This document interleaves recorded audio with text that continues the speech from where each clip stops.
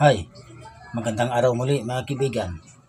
Sa bidyong ito ay atin na naman bigyan katugunan ang tanong ng isa sa atin mga taga-subaybay. Ang kanyang katanungan ay ganito: meron daw bang karapatan ang kapatid na magmana kahit na merong adopted child yung namatay?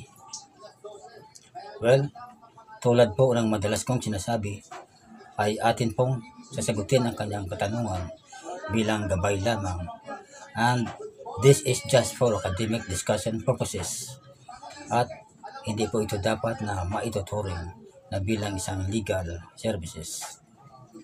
Ano po ba ang sinasabi ng batas tungkol sa problema ng atin taga-subaybay? Atin po aalamin ang sinasabi ng batas. Sa ilalim ng Domestic Adoption Act or under Republic Act 8552 at sa mga kaukulang provision ng Civil Code of the Philippines, ang isang ampon ay itinuturing na legitimate child ng umampon.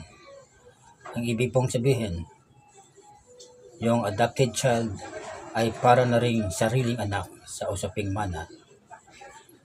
Yung isang ampon or adopted ay kabilang sa tinatawag na compulsory heirs under Article 887 ng ating Civil Code at sa ilalim ng intestate succession.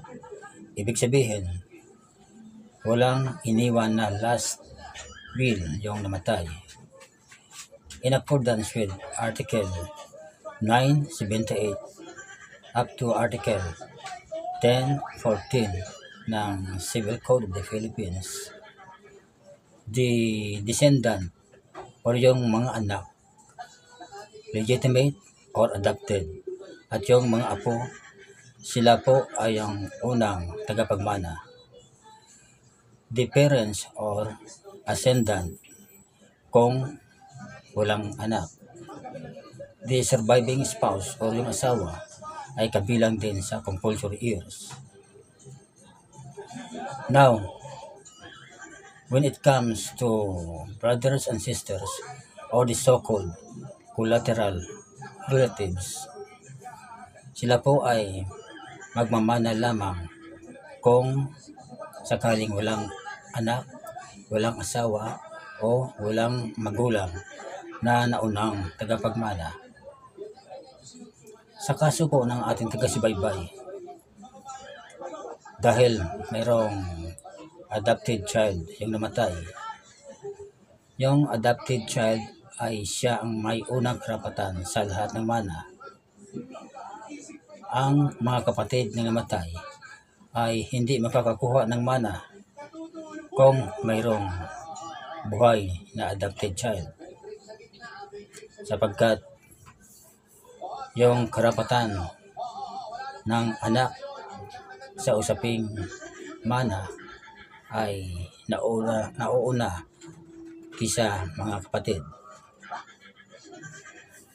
Yung kapatid, yung adopted po ay siya ang tinuturing na nag-iisang tagapagmana, maliban na lamang kung mayroong asawa o magulang pang naiwan yung namatay.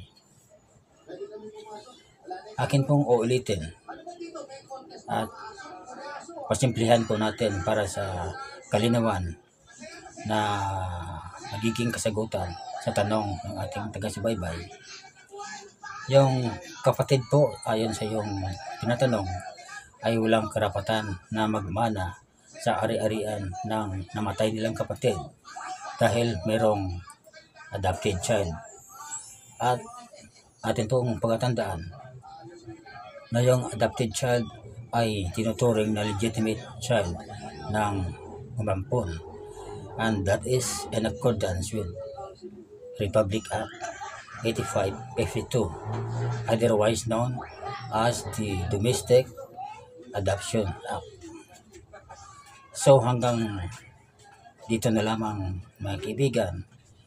Sana sa nagtatanong nakapagbigay ako ng malinaw na kasagutan sa iyong katanungan, at para na rin sa lahat kong mga taga-subaybay Sana po nabigyan ko kayo ng panibagong informasyon tungkol sa ating batas. Disclaimer lamang po mga kaibigan, hindi po ako abogado, subalit law graduate naman ako kahit paano.